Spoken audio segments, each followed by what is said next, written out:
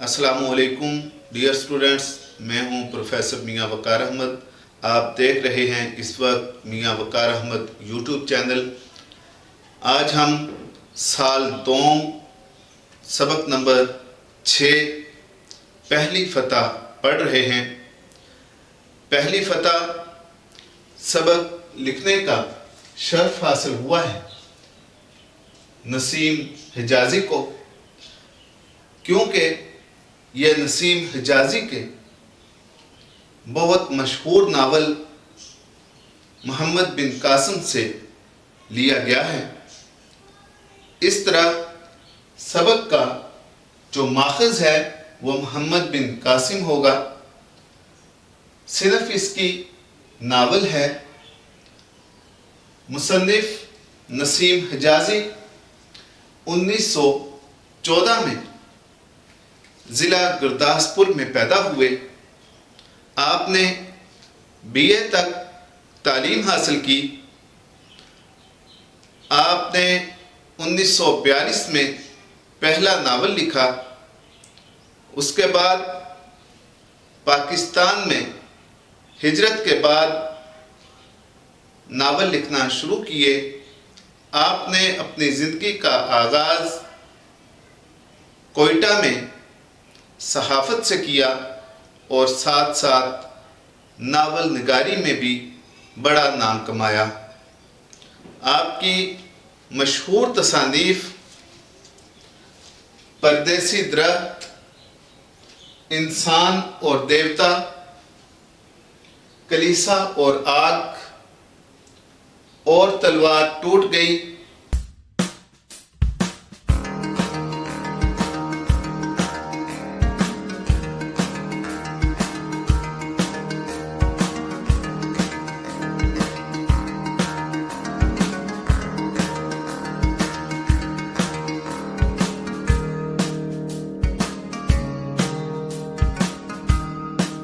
अंधेरी रात के मुसाफिर, आखिरी मार्का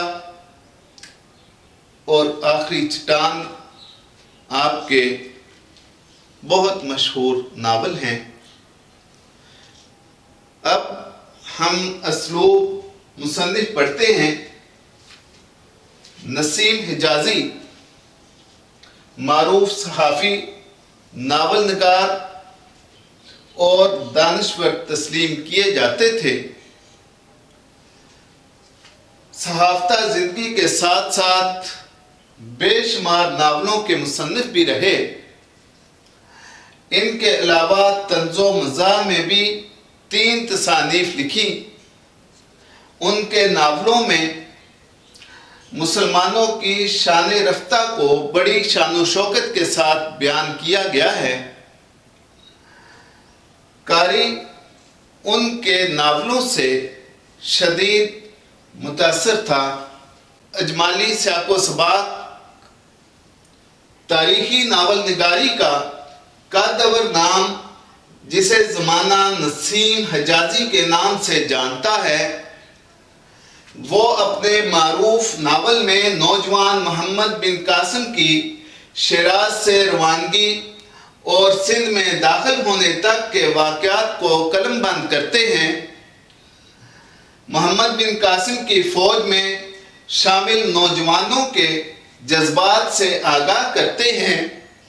राजा दाहिर के एक सिख साथी भीम सिंह, जो अपने 20,000 सिपाहियों के साथ मोहम्मद बिन कासिम का रास्ता रोकने की नाकाम कोशिश करता है।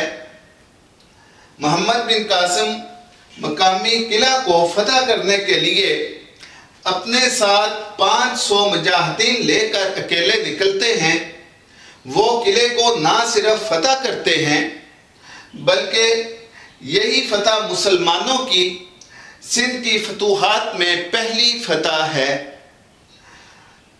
इस दौरान मोहम्मद बिन कासिम भरपूर अज़म और हौसले के साथ मुसलसल खुद भी आगे बढ़ते हैं और अपने साथियों के हौसले बुलंद करते दिखाई देते हैं।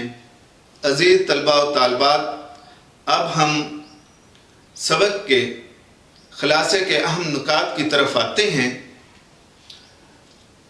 17 سالہ نوجوان کی قیادت اور سپاہیوں کا چناؤ، ستم رسیدہ لڑکی ناہید کی فریاد اور ظلم کی خبر جو بصرہ اور کوفہ میں پھیل گئی، زبیدہ نامی باشعور لڑکی کی تبلیغ، شیراز، مکران اور لسبیلا ہراول فوج کے پیادہ دستوں میں اضافہ، دشمن کی چالاکیاں اور گریلا حملے، مقصد کے حصول کے لیے 500 پیادہ سپاہی، محمد بن قاسم کی دلیل، قادسیہ کی جنگ کا حوالہ، رستم کی بجائے مسنہ رضی اللہ تعالیٰ عنہ بننے کی دعا، لشکر کی کمان اور نائب مقرر کرنے کا اہم ترین فیصلہ۔ اسی طرح اقتباسات کے مشہور حوالہ جات ہیں اور توضیحات ہیں۔ اب ہم توضیحات کی طرف آتے ہیں۔ توضیحات اس میں ہیں: دمشق محمد بن قاسم، بصرہ کوفہ حجاج بن یوسف، عبید اللہ دیبل، شیراز لسبیلا بھیم سنگھ، جنگ قادسیہ سعد بن ابی وقاص رضی اللہ تعالیٰ عنہ اور مسنہ رضی اللہ تعالیٰ عنہ۔ عزیز طلباء و طالبات، سبق کی چند توضیحات ہیں۔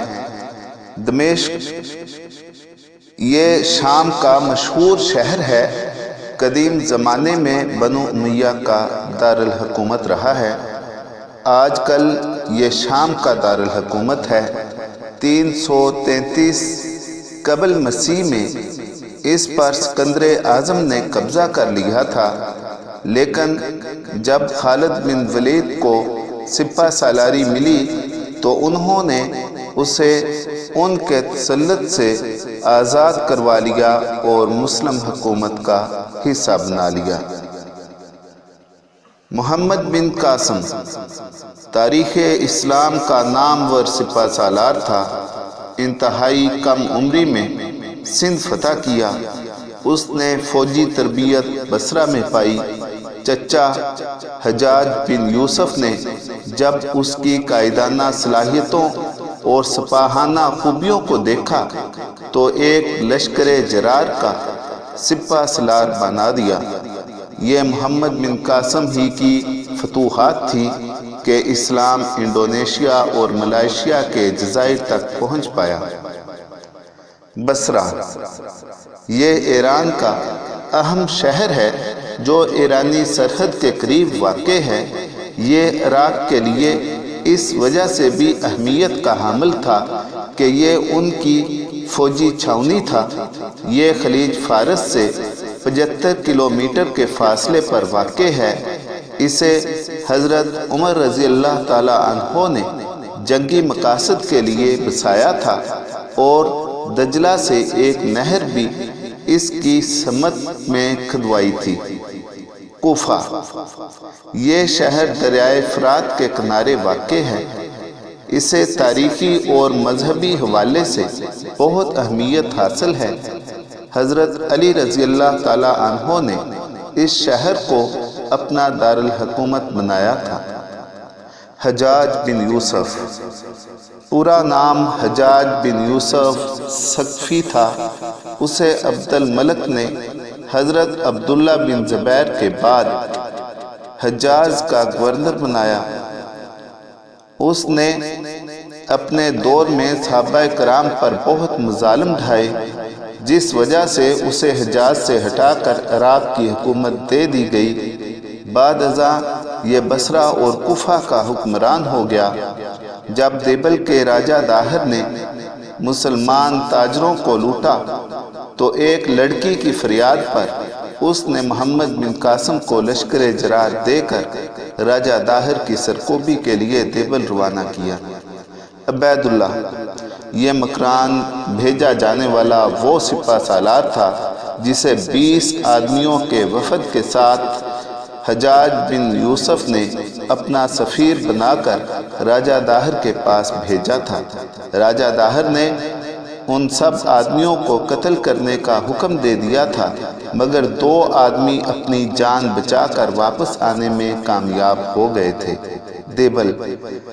جب محمد بن قاسم نے سندھ پر حملہ کیا تو اس وقت بحیرہ روم کے کنارے موجودہ پاکستان کراچی کے قریب تقریباً 37 کلومیٹر کے فاصلے پر یہ شہر واقع تھا، اور یہیں پر دیبل کی مشہور بندرگاہ بھی تھی۔ راجہ داہر اسی ریاست کا فرمانروا تھا۔ شیراز ایران کا مشہور شہر ہے۔ یہ تہران سے 600 میل دور واقع ہے اور پورا پہاڑیوں میں گھرا ہوا ہے۔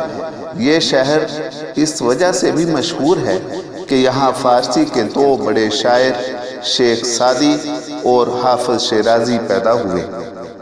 لس بیلا۔ کراچی اور لس بیلا کے درمیان ایک دریا بہتا ہے۔ یہ دریا بلوچستان کا حصہ ہے۔ یہ دریا جب سندھ میں داخل ہوتا ہے تو کراچی اور لس بیلا کے درمیان حد بندی کا کام کرتا ہے۔ بھیم سنگھ یہ راجہ داہر کا مشہور سپہ سالار تھا۔ جب راجہ داہر کو پتہ چلا کہ محمد بن قاسم دیبل پر حملہ کرنے کی غرض سے آ رہا ہے تو اس نے اپنے ساتھ 20,000 سپاہی لیے اور محمد بن قاسم کی فوج کو روکنے کے لیے لس بیلا کے پہاڑی سلسلے میں پہنچ گیا۔ اس نے وہاں ایک قلعے کو اپنا مستقر بنایا اور محمد بن قاسم کی فوج پر حملے شروع کر دیے۔ جنگ قادسیہ یہ مسلمانوں اور ایرانیوں کے درمیان مشہور تاریخی جنگ ہے۔ اس جنگ میں ایرانی لشکر کی سالاری رستم کے پاس تھی، جبکہ سعد بن ابی وقاص مسلمانوں کی فوج کے سپہ سالار تھے۔ یہ جنگ 3 دن تک جاری رہی، اور جب ایرانی فوج کا سپہ سالار رستم مارا گیا تو ایرانی فوج کے حوصلے پست ہو گئے اور مسلمانوں کو پیچھے سے کمک بھی مل گئی، جس وجہ سے ایرانی فوج کو شکست کا سامنا کرنا پڑا۔ سعد بن ابی وقاص جنگ قادسیہ میں مسلمانوں کی سپہ سالاری انہی کے سپرد تھی۔ یہ جلیل القدر صحابی تھے۔ انہیں ایرانیوں کی سرکوبی کے لیے حضرت عمر بن خطاب نے ایک لشکر دے کر روانہ کیا۔ قادسیہ کے علاقے حلولہ کا معرکہ بھی آپ ہی کی سپہ سالاری میں مسلمانوں نے سر کیا۔ مسنا حضرت ابو بکر صدیق رضی اللہ تعالیٰ عنہ کے زمانے میں خالد بن ولید کے ساتھ جنگ سلاسل میں ایک دستے کا سپہ سالار تھا۔ اس نے ابو عبید اللہ کے ساتھ ایرانیوں کے خلاف جنگوں میں بھی شرکت کی۔ اس کے علاوہ بھی کئی جنگوں میں حصہ لیا اور آخر کار واقعہ جر میں زخمی ہو کر انتقال کر گئے۔ اس کے ساتھ اقتباسات کی تشریح کے مشہور حوالہ جات ہیں۔ نہیں تیرا نشیمن قصر سلطانی کے گنبد پر، نہیں تیرا نشیمن قصر سلطانی کے گنبد پر، تو شاہی ہے بسیرا کر پہاڑوں کی چٹانوں میں۔ تو ہے محیط بے کرام، میں ہوں ذرا سی آب جو، یا مجھے ہم کنار کر یا مجھے بے کنار کر۔ مسلمان کا اوڑھنا بچھونا اللہ تعالیٰ کی ذات اور خوشنودی سے مشروط ہے۔ ناہید نے حجاج کو جو خط لکھا اس کے الفاظ یہ تھے: اے حجاج، اگر تم زندہ ہو تو اپنی غیور قوم کے یتیموں اور بیواؤں کی مدد کو پہنچو۔ زندگی کے دشوار گزار راستے عورت کی رفاقت کے بغیر طے نہیں ہو سکتے۔ جدوجہد کے بغیر غلامی سے چھٹکارا ممکن نہیں ہے۔ ہر مشکل انسان کا امتحان لینے آتی ہے، یہ افلاطون کا قول ہے۔ جو اپنی حفاظت آپ نہیں کرتا وہ خود کو ہلاکت میں ڈال دیتا ہے۔ محمد بن قاسم دمشق سے ہوتے ہوئے عراق کے بصرہ سے گزرتے ہوئے ایران کے شہر شیراز پہنچے اور پھر وہاں کچھ وقت آرام کرنے کے بعد دیبل کی طرف پیش قدم کی۔ سب سے پہلے مکران، جو کہ بلوچستان کا بڑا شہر تھا، وہاں پہنچے۔ یہ ایک لمبا اور طویل سفر تھا، مگر محمد بن قاسم کا جذبہ اور ہمت قابل داد تھی۔ مکران سے گزرتے ہوئے بلوچستان کے شہر لسبیلا، جو کہ پہاڑیوں میں گھرا ہوا تھا، میں داخل ہوئے تو فوج نے ان پر حملے شروع کر دیے۔ یہاں پر محمد بن قاسم کی افواج کو شدید مزاحمت کا سامنا کرنا پڑا، چونکہ وہ گوریلا جنگ کی طرح حملہ کرتے اور غائب ہو جاتے، مگر محمد بن قاسم ایک دلیر سپہ سالار تھا۔ اس کے ایمان کی طاقت بہت مضبوط تھی۔ اس علاقے کے ایک ہندو سپہ سالار بھیم سنگھ نے محمد بن قاسم کی آمد کا سنا تو وہ اپنی 20,000 فوج کے ساتھ مقامی گورنر کی مدد کے لیے پہنچ گیا۔ یہ چونکہ پہاڑی علاقہ تھا، اس لیے وہاں کے سپہ سالاروں نے پہاڑوں کے اندر قلعے بنا رکھے تھے۔ بھیم سنگھ نے انہیں قلعوں میں اپنی فوج کو ٹھہرایا۔ ایک قلعہ میں اس نے سامان رست، اسلحہ اور فوج کو رکھا ہوا تھا۔ اس قلعے کو مرکز بنا کر اس نے محمد بن قاسم کی فوج کے راستوں پر تیر انداز بٹھا دیے کہ جیسے ہی مسلم فوج گزرے ان پر تیروں کی بارش کر دی جائے۔ اس کا تحفظ اس لیے بھی کیا تاکہ محمد بن قاسم قلعہ تک نہ پہنچ سکے جہاں بھیم سنگھ خود موجود تھا۔ یہ بھیم سنگھ دیبل کے سپہ سالار اور حاکم اعلیٰ اور اودے سنگھ کا بیٹا تھا۔ اودے سنگھ عربوں کی جنگجو فطرت اور خوبیوں سے آشنا تھا۔ اس کو معلوم تھا کہ مسلمانوں کی افواج کا ہر جوان اور بچہ جذبہ شہادت سے سرشار ہو کر میدان جنگ میں نکلتا ہے اور شہادت کو اپنی زندگی کا نصب العین بتاتا ہے۔ اودے سنگھ نے بیٹے کو مشورہ دیا تھا کہ ضروری ہے کہ عربوں کے ساتھ گفتگو کے ذریعے معاملہ طے کیا جائے، جنگ سے بچا جائے اور ان کی شرائط کو مان کر پرامن رہا جائے۔ مگر اودے سنگھ کا بیٹا بھیم سنگھ نوجوانی اور طاقت کے نشے میں مخمور تھا۔ اس نے باپ کی نصیحت کو نظر انداز کر دیا اور اس کے مشورے کو ماننے سے انکار کر دیا۔ وہ 20,000 فوج کے ساتھ مسلمانوں کے مقابلے پر نکل آیا۔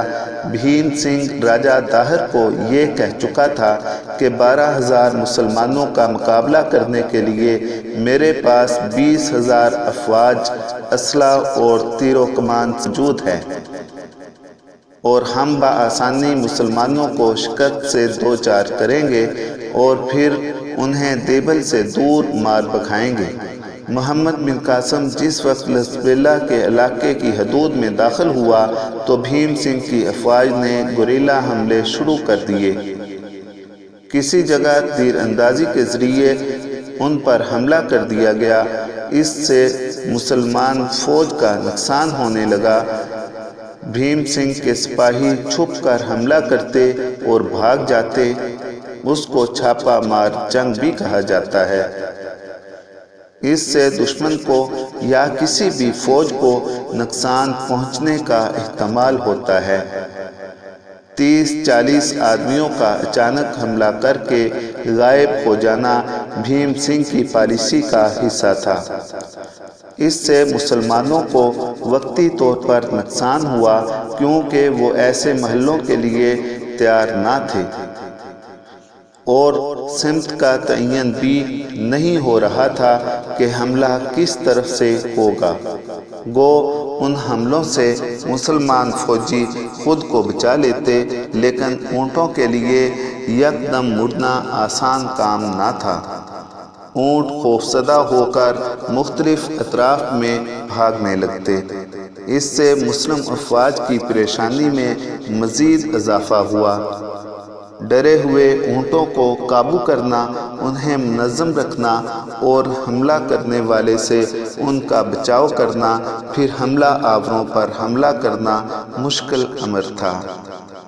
محمد بن قاسم نے دشمن کی فوج کے اچانک حملوں سے بچنے کے لیے اور اپنے دفاع میں سب سے آگے چلنے والے فوجیوں کی تعداد میں اضافہ کر دیا۔ ان سپاہیوں نے اپنے دفاع کے ساتھ ساتھ دشمن کی طرف پیش قدمی بھی جاری رکھی۔ مسلمانوں سپاہیوں نے جوں ہی پیش قدمی شروع کی، دشمن کی فوج نے اپنے حملوں میں اضافہ کر دیا تاکہ مسلمانوں کی پیش قدمی کو روکا جا سکے۔ مسلمان سپاہی جب بھی ان پر حملہ کرتے، وہ آگے لگ کر بھاگ جاتے اور پہاڑوں میں چھپ جاتے۔ اسی دوران دشمن کا دوسرا گروہ پیچھے سے مسلمانوں پر حملہ کر دیتا، اس سے مسلمانوں کو نقصان ہونے لگا۔ بھیم سنگھ نے مسلمانوں کو مزید پریشان کرنے کے لیے گوریلا فوج کو پیچھے سے حملہ کرنے کا حکم دیا تاکہ مسلمان دو محاذوں پر منتشر ہو کر اپنا نظم و ضبط توڑ دیں اور ان کو شکست دینا آسان ہو جائے، مگر اسلامی فوج نے نظم و ضبط کا بہترین مظاہرہ کیا اور مسلسل ہمت اور جرأت سے آگے بڑھتا رہا۔ جیسے جیسے مسلمان آگے بڑھتے گئے، ان کے جوش اور جذبے میں اضافہ ہوتا گیا۔ رات کے وقت پڑاؤ کی حالت میں مسلمان فوج کا 1/4 حصہ ارد گرد کی پہاڑیوں پر پہرے داری کرتا تاکہ دشمن کے سپاہی رات کو حملہ آور نہ ہو سکیں۔ یوں مسلمان سپاہیوں کی ہوشیاری سے نقصان میں کمی ہونے لگی۔ آخرکار محمد بن قاسم نے ہندو فوج کے پریشان کن حملوں کو منتشر اور ختم کرنے کا مصمم ارادہ کر لیا۔ محمد بن قاسم نے جاسوسوں کے ذریعے دشمن کے اصل ٹھکانے کا سراغ لگانے کے لیے سراغ رسام متعین کر دیے۔ ایک شام ایک جاسوس نے محمد بن قاسم کو بتلایا کہ 20 کوس کے فاصلے پر شمال کی طرف دشمن کا ایک مضبوط قلعہ پہاڑوں میں موجود ہے جہاں بھیم سنگھ موجود ہے اور وہاں بیٹھ کر مسلمان افواج پر گوریلا کارروائیوں کی نگرانی کرتا رہا ہے۔ وہ فوجیوں کو جماعت کی شکل میں حملہ آور ہونے کے لیے کہتا ہے۔ وہ پہاڑی ٹیلوں کے عقب سے مسلمانوں پر حملہ کرتے ہیں اور پھر حملے کے بعد واپس قلعے میں پناہ حاصل کرتے ہیں۔ اس اطلاع پر محمد بن قاسم نے اپنے تجربہ کار سپہ سالاروں کو مشاورت کے لیے طلب کیا۔ سب نے اپنی اپنی رائے کا اظہار کیا۔ کچھ سپہ سالاروں کی رائے تھی کہ ہم راستے کو چھوڑ کر سمندر کے راستے آگے بڑھ جاتے ہیں۔ محمد بن قاسم نے اس سے اتفاق نہ کیا۔ انہوں نے اس علاقے کو دشمن کے نرغے سے آزاد کرانے کا فیصلہ کیا، ورنہ اس کے نزدیک دشمن کا خطرہ ہر وقت موجود رہتا اور دشمن کسی بھی وقت پیچھے سے وار کرنے کی کوشش کرتا۔ اس طرح ہم دشمنوں کے درمیان گھر کے رہ جائیں گے، یہ صورتحال خطرناک ہو سکتی ہے۔ اس نے افواج کو مخاطب کر کے کہا، ہمارا پہلا مقصد اس قلعہ کو فتح کرنا ہے۔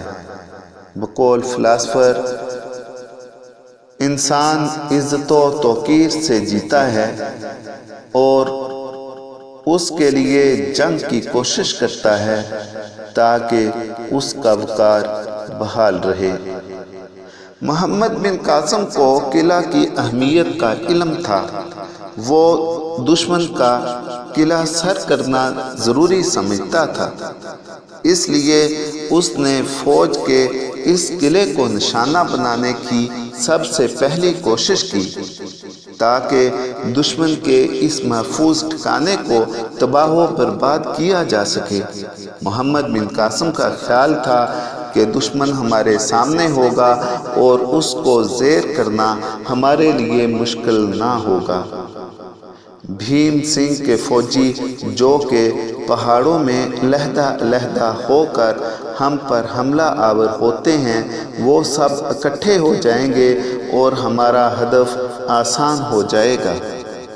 اگر جنگ کی صورتحال سامنے آتی ہے تو مسلمان فوج کے لیے مقابلہ آسان ہو جائے گا۔ یوں بھیم سنگھ کی طاقت کو ختم کیا جا سکتا ہے۔ اس سے پیچھے سے حملہ کرنا بھی ختم ہو جائے گا۔ محمد بن قاسم نے سالاروں کو بتایا کہ دشمن کی افواج بکھری ہوئی ہے، ارد گرد کے پہاڑوں پر منقسم ہیں۔ میرے لیے لازم ہے کہ میں صبح ہونے سے پہلے ان پر حملہ آور ہو جاؤں۔ اس مقصد کے لیے میں اپنے ساتھ 500 سپاہی لے جانا چاہتا ہوں۔ قول ہے کہ ارادے کی مضبوطی منزل کے راستے کو آسان کرتی ہے۔ یہاں محمد بن قاسم کی تقریر کے ایک حصے کی تشریح شامل کی گئی ہے جو اس نے ایک سالار کے مشورے کے جواب میں سپاہیوں کے سامنے کی۔ جب محمد بن قاسم نے لسبیلا میں 500 فوجیوں کے ساتھ حملہ کرنے کا فیصلہ کیا تو اس وقت ایک سالار نے انہیں محتاط رہنے کی تلقین کی اور کہا کہ فوج کے ساتھ مل کر حملہ کرنے میں بہتری ہے، اکیلے نقصان ہونے کا ڈر ہو سکتا ہے۔ بوڑھے سالار نے اپنے تجربے کی روشنی میں مشورہ دیا تھا، مگر محمد بن قاسم نے اس کے جواب میں بڑی مدلل تقریر کی۔ اس کے ٹھوس دلائل میں یہ بات شامل تھی کہ جنگ قادسیہ میں ایرانیوں کی شکست کی بڑی وجہ یہ تھی کہ وہ اپنی جیت کو رستم کے ساتھ منسوب کر چکے تھے۔ سپہ سالار سے بے جا امیدیں وابستہ کرنا بہتر نہیں ہے۔ یہ جنگ حضرت عمر رضی اللہ تعالی عنہ کے دور میں مسلمانوں اور ایرانیوں کے درمیان ہوئی۔ اس جنگ میں مسلمانوں کی قیادت حضرت سعد بن ابی وقاص رضی اللہ تعالی عنہ کے پاس تھی، جو کہ بیمار تھے اور ایک اونچی جگہ لیٹ کر جنگ کی صورتحال کا جائزہ لے رہے تھے۔ ان دنوں ایران کی فوجی طاقت کا ایک زمانہ معترف تھا۔ ساری دنیا رستم سے خوف زدہ تھی۔ رستم ایک ایرانی پہلوان تھا جس کے سامنے کوئی پہلوان پر نہیں مار سکتا تھا۔ اس کی جنگی مہارت کا چرچا ساری دنیا میں تھا۔ وہ اکیلا 500 لوگوں کو بچھاڑنے کی طاقت رکھتا تھا، مگر مسلمانوں کا یقین اللہ تعالیٰ کی ذات پر تھا۔ وہ کامل ایمان کا عملی نمونہ تھے۔ مسلمانوں نے ایرانیوں سے جنگ کی۔ ان کی تعداد بہت کم تھی، مگر ایمان کی دولت سے مالا مال مسلمان کسی سے خوف زدہ نہ تھے۔ حالانکہ ان کے پاس اسلحہ اور سامان حرب کی کمی تھی، اس کے باوجود رستم کی فوج سے ٹکرا گئے۔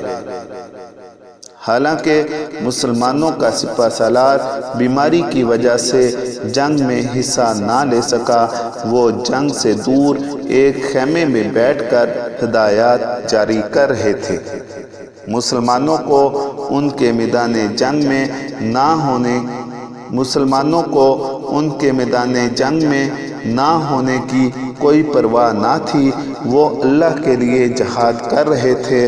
اس کے برعکس ایرانیوں کا سپہ سالار رستم فوج کے لیے سب سے بڑی ڈھارس تھا۔ جس وقت رستم مارا گیا تو فوج نے حوصلہ چھوڑ دیا۔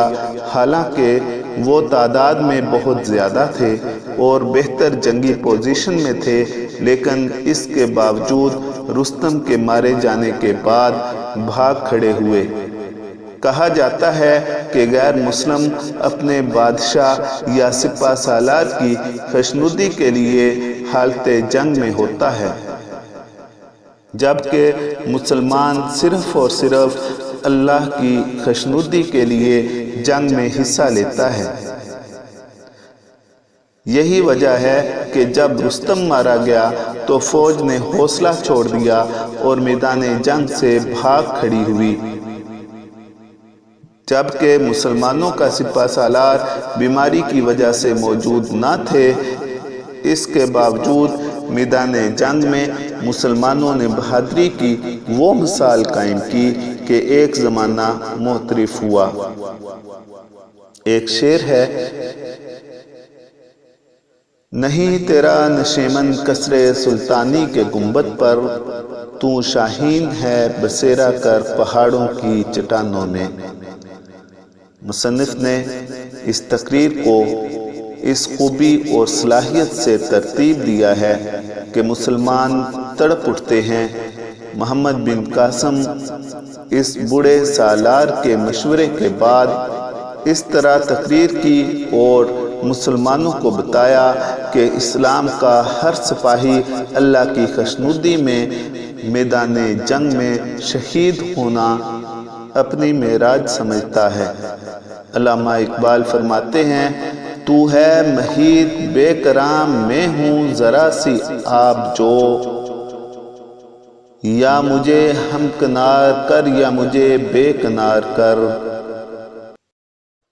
یہ تقریر کا آخری حصہ ہے جس میں وہ جنگ قادسیہ کے بارے میں مسلمانوں کی جنگ حالات کو بتاتے ہیں۔ اس تقریر میں ایک مسلمان مجاہد کے نصب العین کی وضاحت کرتے ہیں۔ محمد بن قاسم تقریر کرتے ہوئے فرماتے ہیں کہ مسلمانوں کا جنگ کرنا کسی بادشاہ یا سپہ سالار کی خوشنودی کے لیے ہرگز نہیں ہوتا۔ مسلمان صرف اور صرف اللہ کی خوشنودی میں جنگ کرتے ہیں۔ جنگ مومن کی معراج اور شہادت آرزو ہوتی ہے۔ محمد بن قاسم کہتے ہیں کہ ہمارا نصب العین اللہ تعالیٰ کی خوشنودی کا مرکز محو ہے۔ دین کی سربلندی ہمارے پیش نظر اور دشمن کا قلعہ کما کرنا ہمارا مقصد حیات ہوتا ہے۔ ہمارے دین کا بڑا مقصد مظلوموں کی حمایت، ظالموں کی سرکوبی اور اسلام کا پیغام ہر جگہ پہنچانا ہے، جبکہ کافر کا مقصد حیات بادشاہ کو خوش کرنا، سپہ سالار کی شاباش کے لیے جنگ کرنا اور مال غنیمت کی لوٹ مار میں حصہ لینے کی نیت سے میدان جنگ میں اترنا ہوتا ہے۔ مسلمانوں کا عظیم مقصد اسلام اور حضرت محمد صلی اللہ علیہ وآلہ وسلم کی افکار کا پرچار کرنا ہے۔ ہماری امیدیں، ہمارے حوصلے بادشاہوں اور سپہ سالاروں کے محتاج نہیں ہوتے۔ ہم اللہ کے لیے گھر بار اور وطن چھوڑ کر باہر نکلتے ہیں۔ تمام دنیا ہمارا میدان ہے، ہر علاقہ اللہ کی ملکیت ہے۔ جتنا مقصد عظیم ہوگا، کوشش اور جستجو کا راستہ بھی طویل ہوگا۔ ہماری قربانیاں جنت کے لیے ہیں، ہماری خوشی اسلام کے پیغام سے منسوب ہے۔ کافر بادشاہوں سے انعام و کرام کی امیدیں وابستہ کرتے ہیں۔ وہ اکثر سپہ سالار کے دم پر اور بھروسے پر جنگ کرتے ہیں۔ اگر سپہ سالار مارا جائے تو وہ ہمت ہار دیتے ہیں اور میدان جنگ سے بھاگ جاتے ہیں، جیسا کہ جنگ قادسیہ میں ہوا۔ ایرانیوں کا سپہ سالار رستم ایک بہت بڑا پہلوان تھا۔ اس کی طاقت کا چرچا دنیا بھر میں تھا۔ وہ سینکڑوں آدمیوں کو پل بھر میں بچھاڑ دیتا تھا۔ تمام کافروں کا انحصار اس کی طاقت سے مشروط رہا تھا۔ جس وقت وہ میدان جنگ میں قتل ہوا، ایرانی بھاگ نکلے۔ ان کا عزم اور خود اعتمادی ختم ہو گئی۔ انہوں نے اس بات میں عافیت سمجھی کہ وہ جان بچا کر بھاگ نکلیں، جبکہ دوسری طرف مسلمانوں کے سپہ سالار موجود نہ تھے۔ اس کے باوجود وہ کمال جرأت اور بہادری سے انہوں نے دشمن کا مقابلہ کیا اور شکست دی۔ ایک مسلمان کا مقصد حیات اسلام کی سربلندی ہوتا ہے، وہ گھر سے نکلتا ہے تو کسی بادشاہ یا سپہ سالار کو خوش کرنے کی خاطر جنگ نہیں کرتا، بلکہ صرف اور صرف اللہ تعالیٰ کی ذات اور خوشنودی کے لیے اپنی زندگی کو اسلام کے اصولوں کے مطابق ڈھالتا ہے۔ جیسا کہ ایک دانا کا قول ہے، مسلمان کا اوڑھنا بچھونا اللہ تعالیٰ کی ذات اور خوشنودی سے مشروط ہے۔ تقریر کے دوران محمد بن قاسم نے بڑے خوبصورت پیرائے میں ان واقعات کا احاطہ کیا۔ وہ فرماتے ہیں کہ خدا تعالیٰ مجھے دشمن کے سپہ سالار رستم کی طرح نہ بنائے، جس پر پوری قوم فوج کا انحصار تھا۔ مجھے مثنیٰ بن حارثہ بننے کی توفیق دے۔ مثنیٰ بن حارثہ ایک بہادر مسلمان سپاہی تھے جنہوں نے اکثر معرکوں میں حصہ لیا۔ شام و عراق کی جنگوں میں ان کی بہادری سے مسلمانوں نے مخالفوں کو شکست فاش دی۔ مثنیٰ بن حارثہ کی شہادت سے مسلمانوں کو نئے جوش اور ولولے کی سوغات عطا ہوئی۔ ان کے جوش میں اضافہ اور شہادت کی تڑپ میں شدت آئی۔ محمد بن قاسم نے بھی یہی آرزو کی کہ وہ شہادت کے لیے لڑنا پسند کرتا ہے۔ شہادت ان کی آرزو اور ایمان ہے۔ چونکہ ایرانیوں سے مسلمان جذبے کی قوت سے کامیاب ہوئے تھے اور ایرانی تمام تر جنگی صلاحیت اور ساز و سامان کے شکست فاش سے دوچار ہوئے۔